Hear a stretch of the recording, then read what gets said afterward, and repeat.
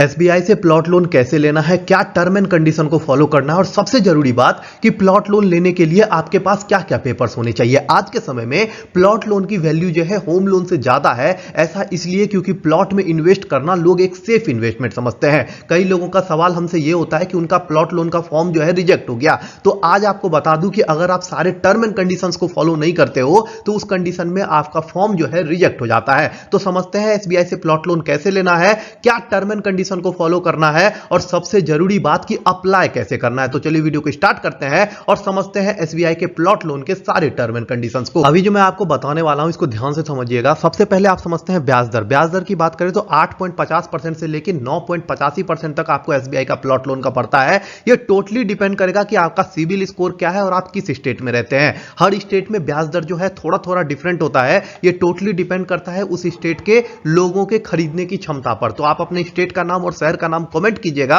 तो मैं आपको एग्जैक्टली बता पाऊंगा कि आपके यहां क्या ब्याज दर चल रहा है एसबीआई प्लॉट लोन का। दूसरा बात करते हैं अवधि का। 10 साल के लिए आपको जो है एसबीआई प्लॉट लोन देता है। और लोन राशि की बात करें तो 15 करोड़ रुपए तक का लोन राशि मिलता है। लोन राशि भी टोटली डिपेंड करता है आपके प्लॉट के वैल्यू का। कभी कभी प्लॉट के वैल्यू का 90% तक आपको लोन मिलता है। और साथ में इस पे भी डिपेंड करता है कि आपके साल की इनकम क्या है। टोटल साल का जो इनकम होगा उसी से कैलकुलेट किया जाता है कि आपको अधिकतम जो है कितना लोन मिलेगा। दूसरा इंपॉर्टेंट चीज समझते हैं प्रोसेसिंग फीस। लोन राशि का 0.35% या फिर 2000 रुपए, दोनों में से जो अधिक होगा वो आपको पे करना पड़ता है प्रोसेसिंग फीस के तौर पर। प्लॉट लोन का जो है बहुत हद तक ब्याज दर डिपेंड करता है सिविल स्कोर पे। ये बात तो आप लोगों को पता ही होगा। अब समझिए कि आपका सिविल स्कोर कितना होना चाहिए जो कि आपको प्लॉट लोन जो है अच्छे ब्याज दर पे मिल जाए। तो इंपॉर्टेंट चीज समझिए कि आपका सिविल स्कोर जो है अगर 750 से ऊपर है उस कंडीशन में आपको ब्याज दर मात्र 9.45% का लगता है एसबीआई प्लॉट लोन में। अगर आपका सिविल स्कोर जो है 700 से लेकर 749 तक है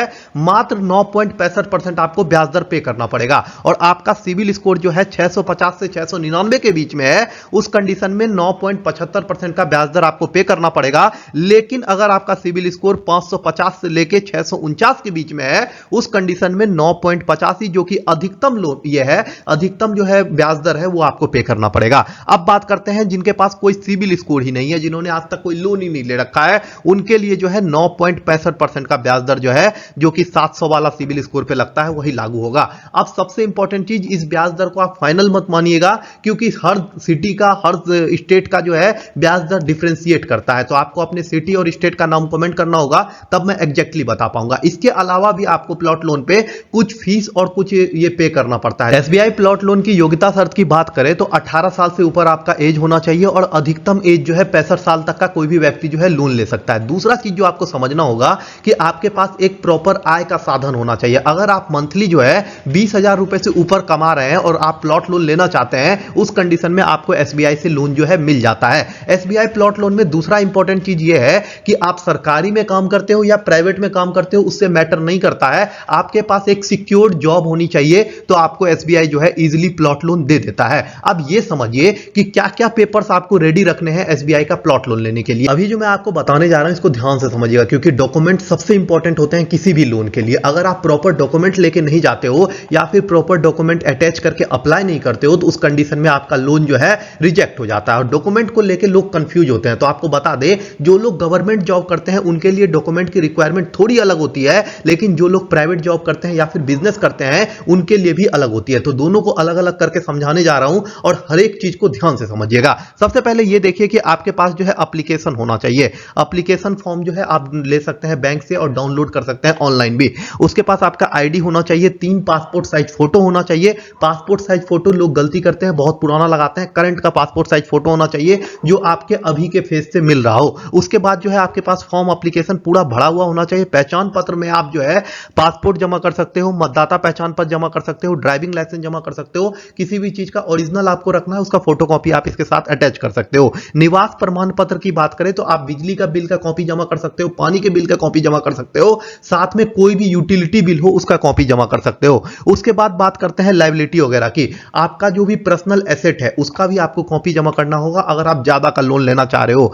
आप अगर अभी कोई बैंक में काम करते हो तो उसका आईडी जमा करना पड़ेगा। अगर आप कोई गवर्नमेंट जॉब करते हो उसका आईडी जमा करना पड़ेगा। और जॉब प्रूफ के लिए आप जो है अपना जॉब का ये दे सकते हो, क्लेरिफिकेशन लेटर दे सकते हो, अपने आईडी कार्ड का कॉपी दे सकते हो, या फिर आप अपना बैंक स्टेटमेंट भी शो कर सकते हो। अब बात करते हैं लोन गारंटर।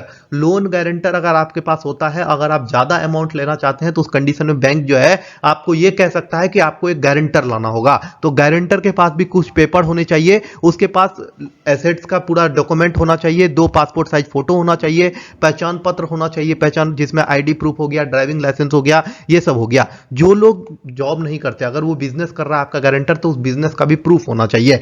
अगर ये गारंटर का आवश्यकता आपको तभी पड़ेगा जब आप ज्यादा का लोन ले रहे हो, अमाउंट आपका ज्यादा है। अगर आप बात करते हैं जॉब वालों की बात करें तो आपके पास अगर आपने इनकम टैक्स भरा होगा तो उसका जो कॉपी होता है वो जमा कर दोगे तो उस कंडीशन में आपको इजीली मिल जाता है, और सैलरी सर्टिफिकेट भी जमा करना पड़ता है। जो लोग बिजनेस करते हैं उनके लिए बता दूं, अगर उन्होंने आईटी रिटर्न भरा है तो पिछले 3 साल का अगर आप आईटी रिटर्न जमा करोगे तो उस कंडीशन में जो है आपको लोन इजीली मिल जाएगा, और एडवांस इनकम टैक्स पेमेंट वगैरह भी आप जमा करके लोन ले सकते हो। अब सबसे बड़ा सवाल आता है कि अप्लाई कैसे करना है। तो एप्लीकेशन के लिए आपको बता दूं कि 2 प्रोसेस है। एक तो आप ऑनलाइन जो है एसबीआई के वेबसाइट पर जाके वहां से अप्लाई कर सकते हैं, लेकिन उसमें क्या होता है कि अगर आप कोई भी पेपर मिस करते हैं या कोई भी पेपर को आप सही से अटैच करके नहीं अपलोड करते हैं, उस कंडीशन में लोन रिजेक्शन का चांस जो है बहुत बढ़ जाता है।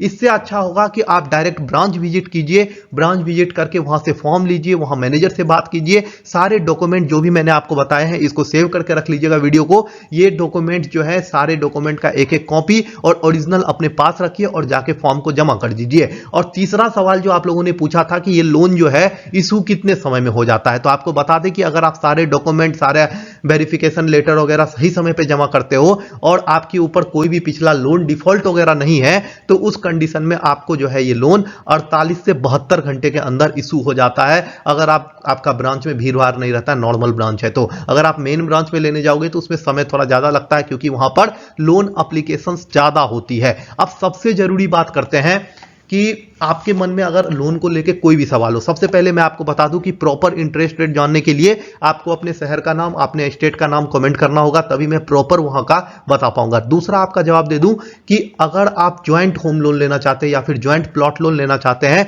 उस कंडीशन में दोनों की इनकम कैलकुलेट होगी। मतलब अगर आप अपनी पत्नी के साथ लेना चाहते हैं तो उनका भी इनकम पूरा साल का और आपका भी इनकम पूरे साल का, दोनों को जोड़ के उस हिसाब से कैलकुलेट किया जाएगा। यह सारा चीज देखा जाता है।